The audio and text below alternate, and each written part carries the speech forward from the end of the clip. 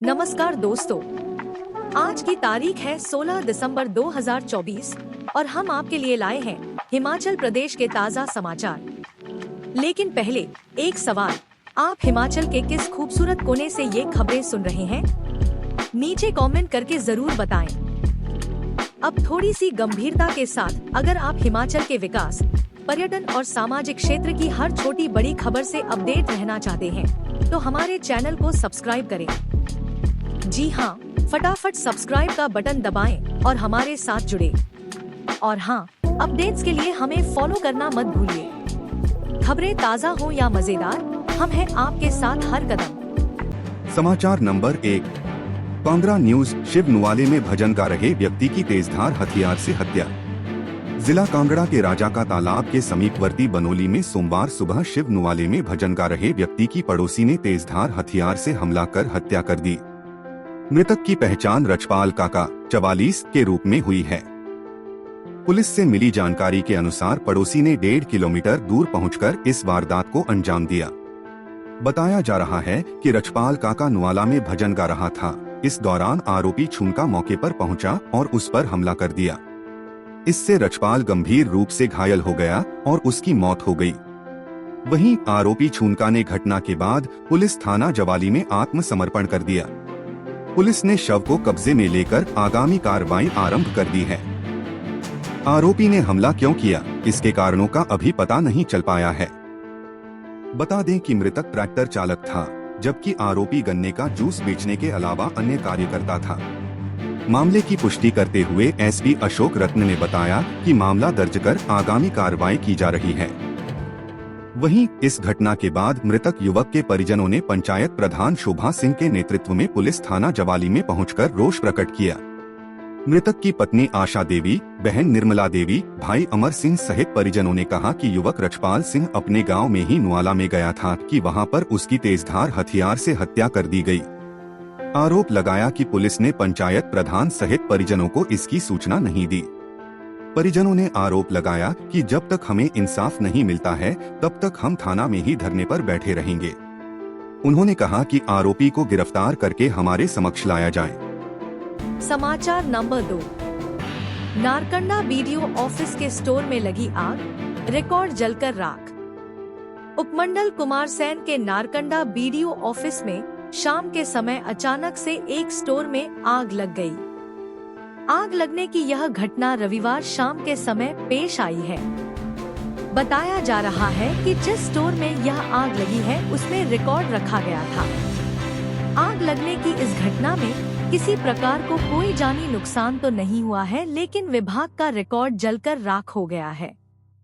आग कैसे लगी, अभी इसका खुलासा नहीं हो पाया है।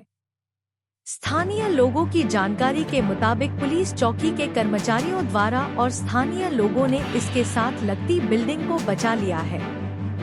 वहीं स्थानीय जिला परिषद सदस्य कोटगढ़ नारकंडा सुभाष केथला ने चौकीदार सहित स्थानीय पुलिस चौकी के सभी कर्मचारियों का और स्थानीय लोगों का आभार व्यक्त किया है, जिन्होंने समय पर पहुंचकर इस आगजनी की घटना पर काबू पाने में सहयोग दिया। उन्होंने प्रशासन और सरकार से अनुरोध किया है कि नारकंडा में अग्निशमन विभाग चौकी खुलनी चाहिए, ताकि आसपास के क्षेत्र में आगजनी की घटनाओं पर काबू पाया जा सके। समाचार number 3। Net Hamirpur news. NIT Hamirpur के रजिस्ट्रार का इस्तीफा। राष्ट्रीय प्रौद्योगिकी संस्थान हमीरपुर की रजिस्ट्रार डॉ. अर्चना संतोष नानोटी द्वारा पद से इस्तीफा दिए जाने की बात सामने आई है। बताते हैं कि बीओजी बोर्ड ऑफ गवर्नर्स की बैठक में भी इस इस्तीफे पर चर्चा हो गई है। फिलहाल इस्तीफा होल्ड पर रखा गया है और उन्हें 1 माह का समय दिया गया है। करीब 1.5 साल पहले बतौर रजिस्ट्रार नियुक्त हुई डॉ. नानोटी के इस्तीफे की पेशकश करने के बाद चर्चाओं का बाजार एकाएक गर्मा गया है। उसके पीछे बड़ी वजह यह है कि रजिस्ट्रार ने ऐसे समय में पद से इस्तीफा देने की बात कही है, जब संस्थान के हालात सामान्य चले हुए हैं। डायरेक्टर और रजिस्ट्रार की जुगलबंदी से पिछले काफी समय से यहाँ सकारात्मकता जैसा माहौल बना है, लेकिन अचानक से रजिस्ट्रार का इस्तीफा देना कई सवाल खड़े कर रहा है। हालांकि इस्तीफे का कारण रजिस्ट्रार द्वारा पारिवारिक बताया जा रहा है।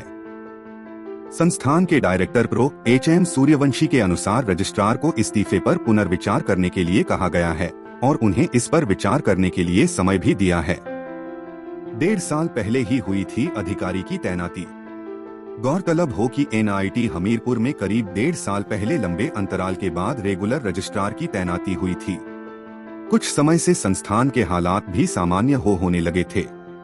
संस्थान के नाम पिछले कुछ समय में कई नई उपलब्धियां भी जुड़ी हैं। यही नहीं, स्टूडेंट्स के झगड़ों को छोड़ दें तो एनआईटी हमीरपुर की इंटरनल व्यवस्थाओं में भी पिछले काफी समय से ऐसा देखने और सुनने को नहीं मिला है, जिसके चलते अक्सर यह संस्थान चर्चाओं का हिस्सा रहा है। इस्तीफा होते ही कुर्सी के लिए सीनियर भिड़ाने लगे तार। एनआईटी हमीरपुर की रजिस्ट्रार ने भले ही इस्तीफा दे दिया है, लेकिन फिलहाल वो होल्ड पर है। लेकिन दूसरी और चौंकाने वाली बात यह सामने आने लगी है कि इस पोस्ट को पाने की हसरत पाले बैठे कुछ सीनियर ने अपर लेवल पर अपने तार भिड़ाने शुरू कर दिए हैं। यही नहीं, रजिस्ट्रार बनने के इन चाहवानों में 1-2 नाम ऐसे भी सामने आ रहे हैं जिनके खिलाफ पूर्व में महिला स्टाफ और छात्राओं ने शिकायतें दर्ज करवाई हैं। एक के खिलाफ तो थाने में एफआईआर तक दर्ज हुई है। अब देखने वाली बात होगी कि अगर रजिस्ट्रार सच में पद छोड़ देती हैं, तो मंत्रालय किस तरह की छवि वालों को इस महत्वपूर्ण पद पर बिठाता है।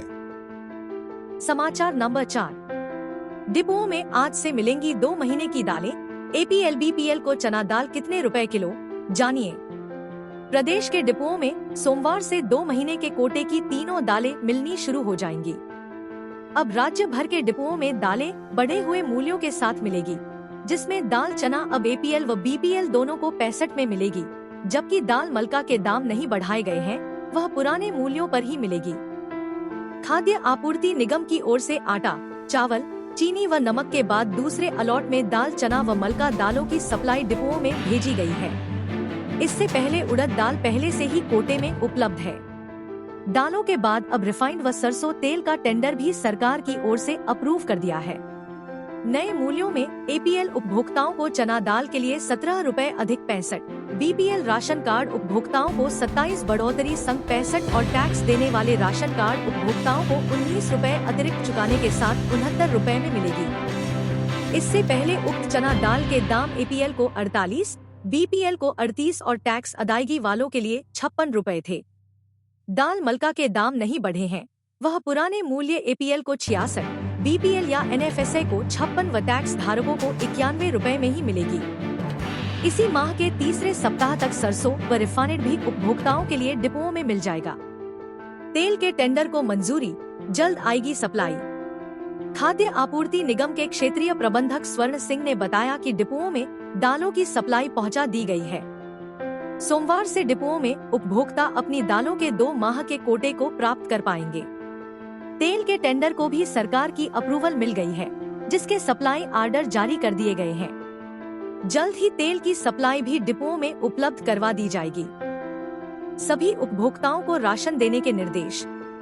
खाद्य आपूर्ति विभाग कांगड़ा के जिला नियंत्रक पुरुषोत्तम सिंह ने बताया कि खाद्य आपूर्ति के उचित मूल्यों की दुकानों में कोटे के तहत राशन वितरित किए जाने को लेकर प्रक्रिया चल रही है, जिसके लिए डिपो होल्डरों को सभी उपभोक्ताओं को राशन प्रदान किए जाने के निर्देश दिए हैं। समाचार नंबर 5।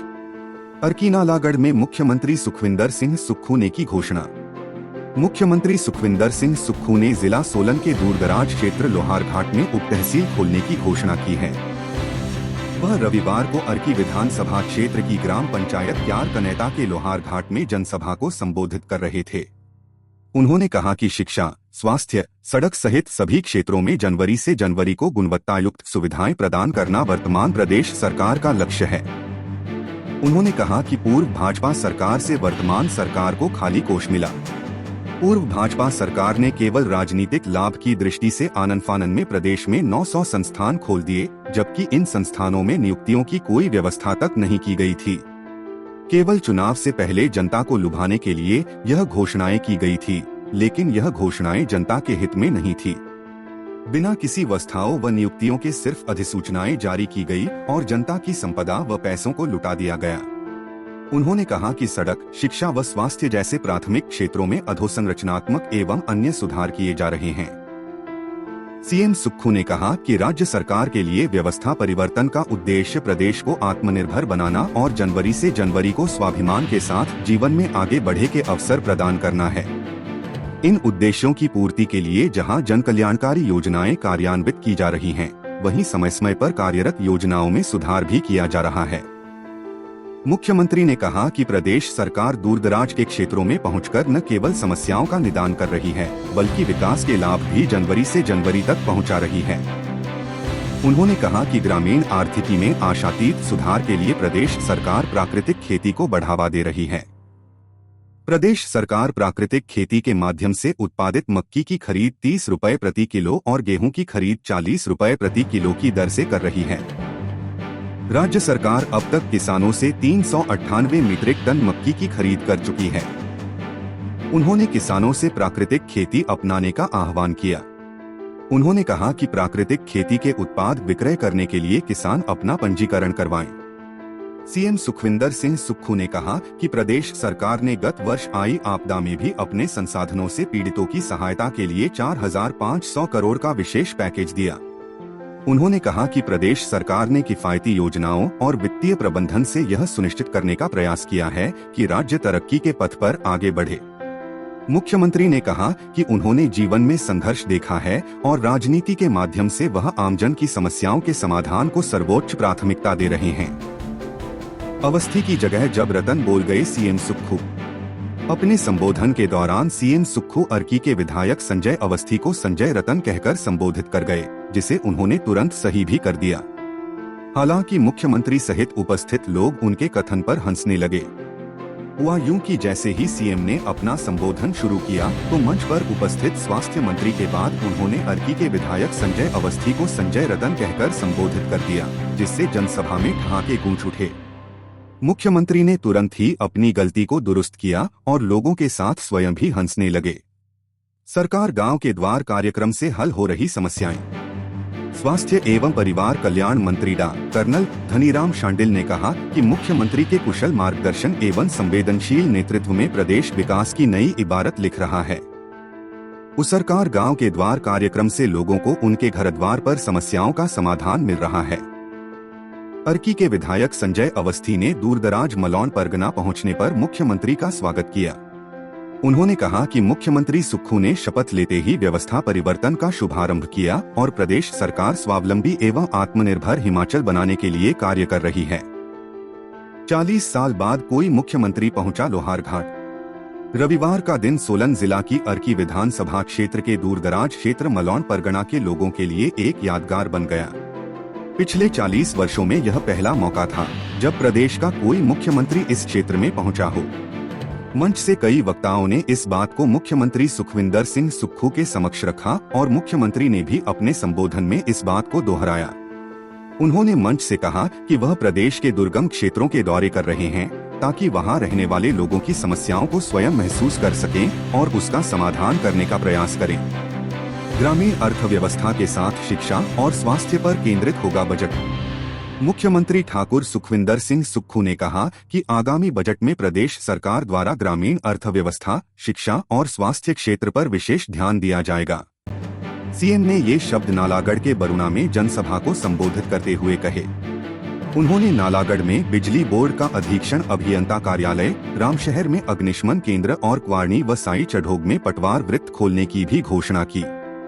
उन्होंने बरुणा इंडोर स्टेडियम को 2 करोड़ रुपए प्रदान करने, चिकनी खड्ड पर पुल का निर्माण और सड़कों के सुदृढ़ीकरण के लिए उचित आर्थिक सहायता मुहैया करवाने की घोषणा की। मुख्यमंत्री जोंगो स्कूल का नाम शहीद राइफलमैन राजेश ऋषि के नाम पर करने की घोषणा की। उन्होंने कहा कि नालागढ़ में एकीकृत खेल परिसर के निर्माण के लिए राज्य सरकार पूरी वित्तीय सहायता प्रदान करेगी। उन्होंने पंजहरा में प्राथमिक स्वास्थ्य केंद्र खोलने की घोषणा भी की। सीएम सुक्खू ने कहा कि वह जल्द ही 1 मेगावाट क्षमता की ग्रीन हाइड्रोजन परियोजना का शिलान्यास करने के लिए नालागढ़ आएंगे। उन्होंने कहा कि ग्रीन हाइड्रोजन भविष्य की अहम ऊर्जा है और राज्य सरकार पर्यावरण संरक्षण के प्रयास कर रही है ताकि आने वाली पीढ़ी को स्वच्छ जलवायु और वातावरण मिल सके। उन्होंने कहा कि भाजपा सरकार की नीतियों के कारण हिमाचल प्रदेश गुणात्मक शिक्षा में 21वें स्थान पर पहुंच गया है और राज्य के स्वास्थ्य संस्थान सिर्फ रेफरल अस्पताल बनकर रह गए। मुख्यमंत्री ने कहा कि वर्तमान प्रदेश सरकार द्वारा शिक्षा और स्वास्थ्य क्षेत्र में महत्वपूर्ण बदलाव किए जा रहे हैं। उन्होंने कहा कि राज्य सरकार के पास धन की कोई कमी नहीं है। इस अवसर पर स्वास्थ्य मंत्री कर्नल डा धनीराम शांडिल, जोगिंद्रा बैंक के चेयरमैन मुकेश शर्मा, कांग्रेस नेता शिव कुमार मदन चौधरी, हुस्नचंद ठाकुर आदि उपस्थित रहे। विधायक बाबा बोले, 2 दिन में 56 करोड़ की सौगातें।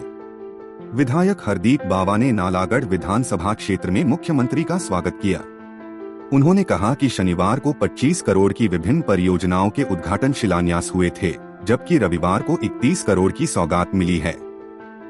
उन्होंने रेड क्रॉस मेले के समापन कार्यक्रम के लिए समय देने पर मुख्यमंत्री का आभार व्यक्त किया।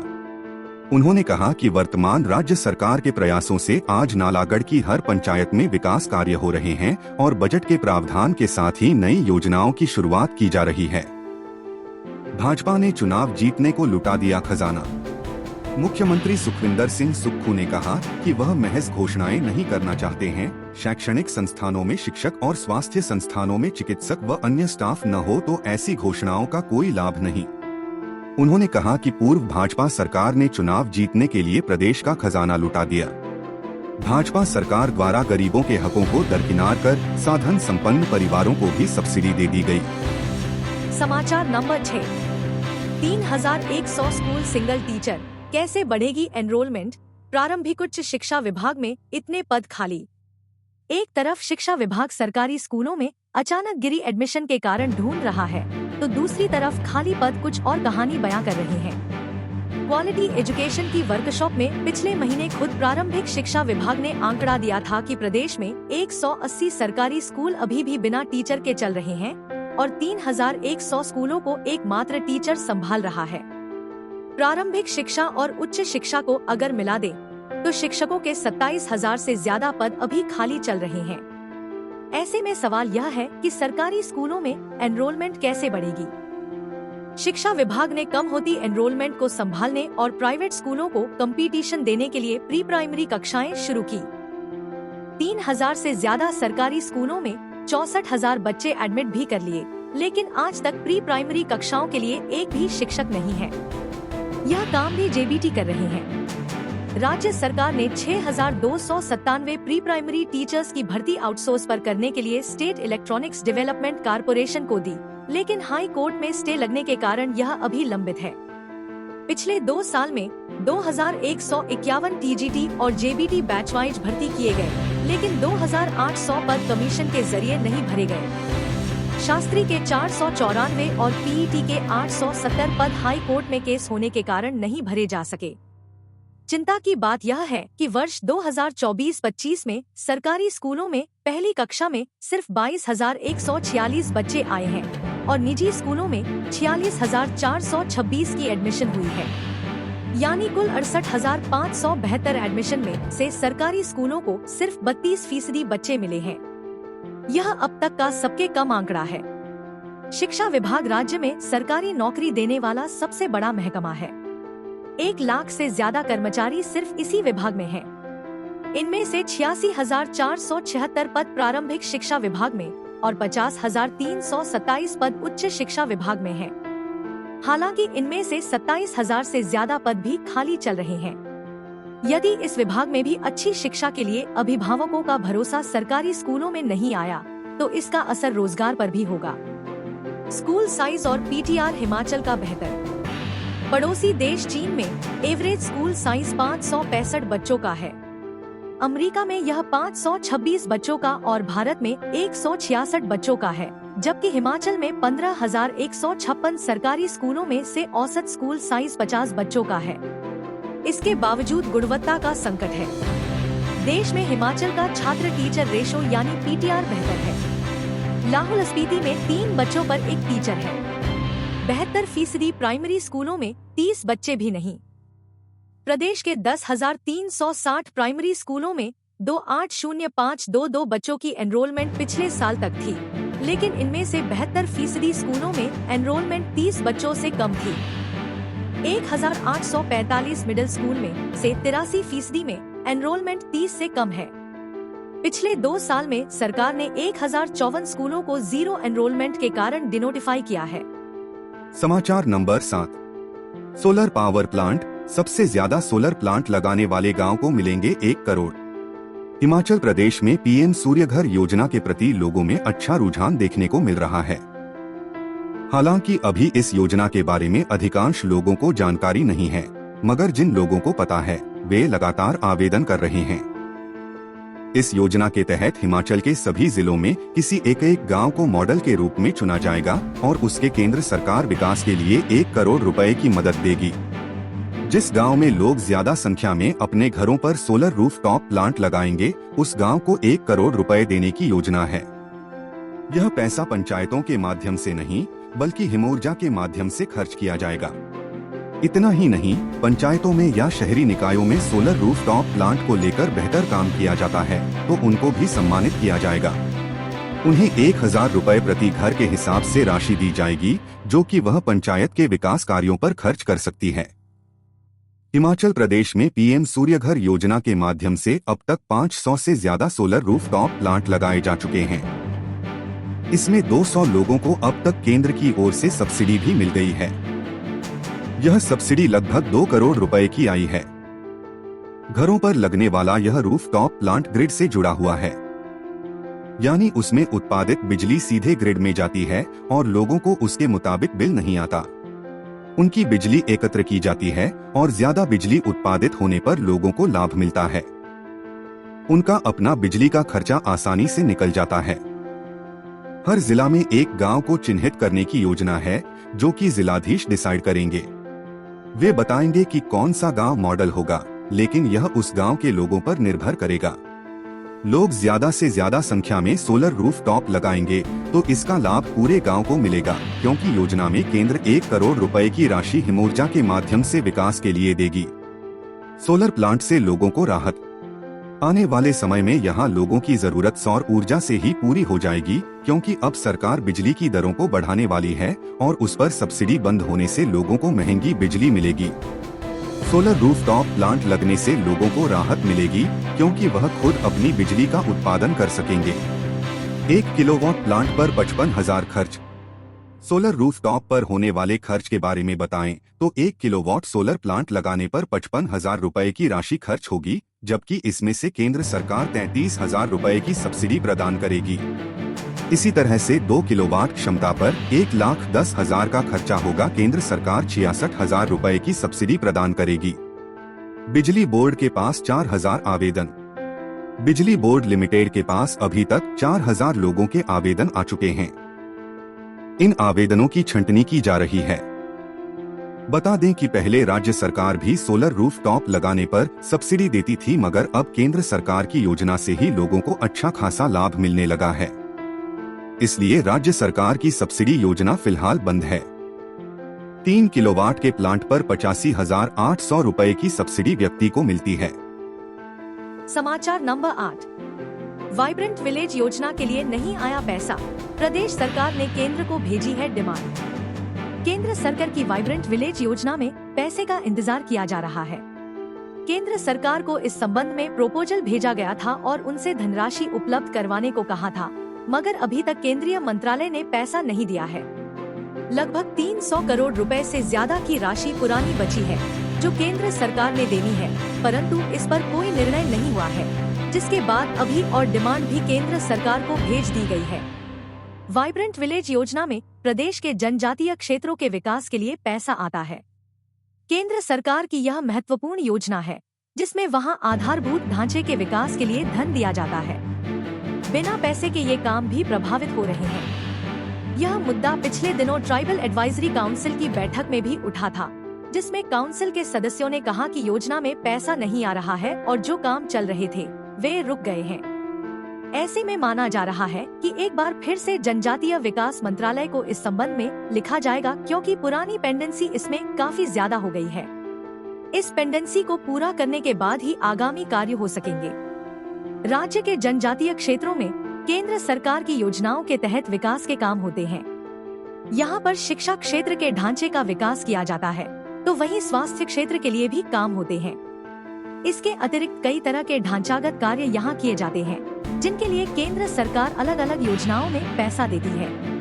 इस समय वाइब्रेंट विलेज नामक महत्वपूर्ण योजना यहाँ पर चल रही है, जिसमें पैसे की दरकार है। बदला था योजना का नाम। पहले यह योजना बॉर्डर एरिया डेवलपमेंट प्रोजेक्ट के नाम से चलती थी, बाद में इसे बदल दिया गया। वाइब्रेंट विलेज योजना में जनजातीय क्षेत्रों के उन गांवों को विशेष रूप से लिया गया है जो कि सीमा से सटे हुए हैं। खासकर चीन की सीमा से सटे लाहौल स्पीति के गांवों को इसमें शामिल किया गया है, जिनके लिए पैसा आता है, परंतु काफी समय से केंद्र सरकार से जरूरी धनराशि नहीं आई है। इस वजह से यहाँ काम प्रभावित हो रहे हैं। ट्राइबल काउंसिल की बैठक में सदस्यों ने विकास कार्यों के लिए जल्द से जल्द बजट उपलब्ध करवाने की मांग रखी है। अब देखना होगा कि दोबारा केंद्र को प्रस्ताव भेजने के बाद कितना समय लगता है। समाचार नंबर 9। लोगों को प्राकृतिक खेती सिखाएंगी कृषि सखियां। केंद्र सरकार ने पूरे देश के लिए national mission on natural farming लागू किया है, जिसमें कृषि सखियां रखने की शर्त को शामिल किया गया है। सभी राज्यों को कृषि सखी रखनी होंगी और हिमाचल प्रदेश को भी इस मिशन में शामिल किया गया है। लिहाजा उसे भी यहाँ पर कृषि सखी की नियुक्ति करनी होगी। प्रोजेक्ट के तहत 2 साल तक महिलाओं को रोजगार मिलेगा, परंतु हिमाचल सरकार इस हक में नहीं है। इससे पहले भी विभिन्न प्रोजेक्टों में रखे गए लोग सरकार के लिए गले की फांस बन रहे हैं। इसलिए राज्य सरकार के अधिकारी कुछ हिचकिचा रहे हैं। हिमाचल प्रदेश को इस नेशनल मिशन में 161 करोड़ रुपए की राशि प्राप्त होगी, जिसमें 90% की ग्रांट रहेगी और 10% प्रदेश सरकार को हिस्सेदारी देनी होगी। इस मिशन की गाइडलाइन प्रदेश सरकार को केंद्रीय मंत्रालय ने भेज दी है, जिसके बाद सामने आया है कि प्रोजेक्ट में कृषि सखी रखने का प्रावधान है। 2 साल की अवधि के लिए कृषि सखी रखी जाएंगी, जिनको ट्रेंड किया जाएगा। वे आगे गांव स्तर पर महिलाओं को ट्रेंड करेंगी जो खेती बाड़ी में शामिल रहती हैं।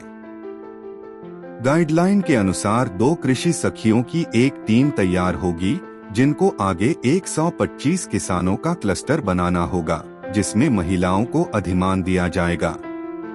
इनका क्लस्टर 50 हेक्टेयर एरिया का होना चाहिए।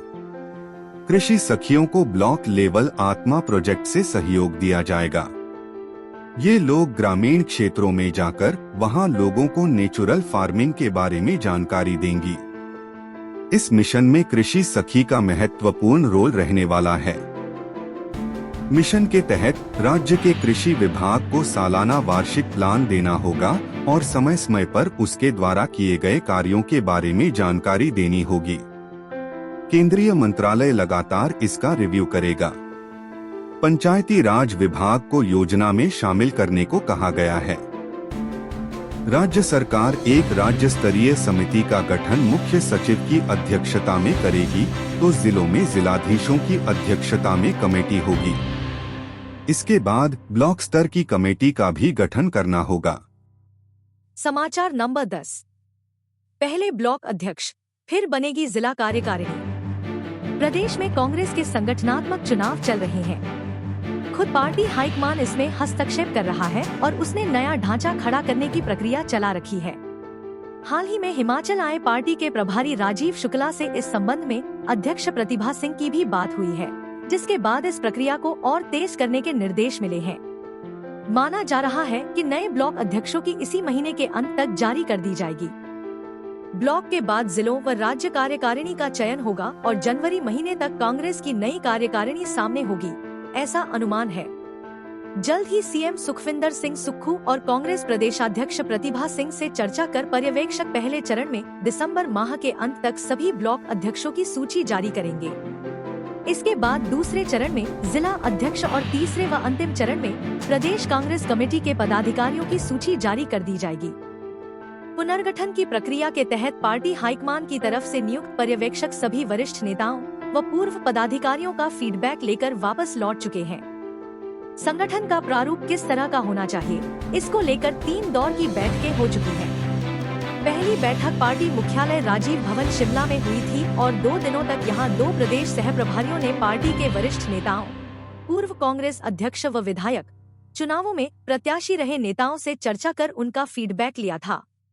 इसके बाद संसदीय क्षेत्र के पर्यवेक्षकों ने कार्यकर्ताओं से बातचीत की, जबकि तीसरे दौर में जिला स्तर के पर्यवेक्षकों ने जिला व ब्लॉक स्तर के नेताओं से बातचीत की। इस दौरान पर्यवेक्षकों ने सभी नेताओं से 1-to-1 बैठक कर उनका पक्ष जाना।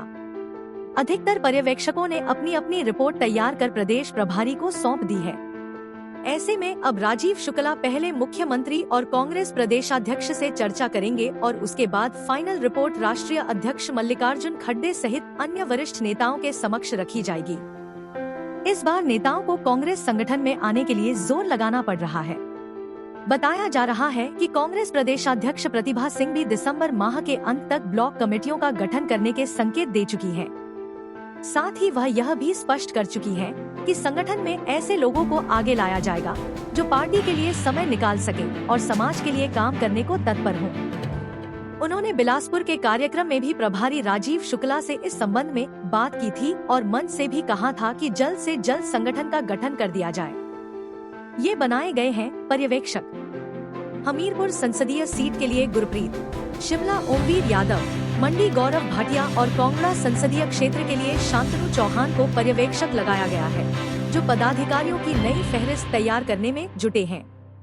इसके साथ ही जिला शिमला के लिए राजीव वर्मा, हमीरपुर प्रभाकर झा, सोलन प्रवीण चौधरी, कुल्लू पुरुषोत्तम नागर, मंडी मुजफ्फर गुर्जर, सिरमौर चरणजीत, किन्नौर से शिवराम, लाहौल स्पीति मनोज कौशिक, कांगड़ा रवि ठाकुर, बिलासपुर दीपक, चंबा अखिलेश और ऊना में रुद्र प्रताप को पर्यवेक्षक की जिम्मेदारी मिली है। हम अपने राज्य के विकास में योगदान देने में गर्व महसूस करते हैं और हमें उम्मीद है आने वाले दिनों में हमें और भी अच्छी खबरें मिलेंगी। इन खबरों को अधिक लोगों तक पहुंचने के लिए कृपया हमारा कंटेंट शेयर करें, साथ ही हमारे चैनल को सब्सक्राइब करें और अपडेट के लिए हमें फॉलो करें। अपने विचारों को कमेंट में शेयर करना ना भूलें। आपका सहयोग हमें और भी बेहतर काम करने में मदद करेगा। धन्यवाद।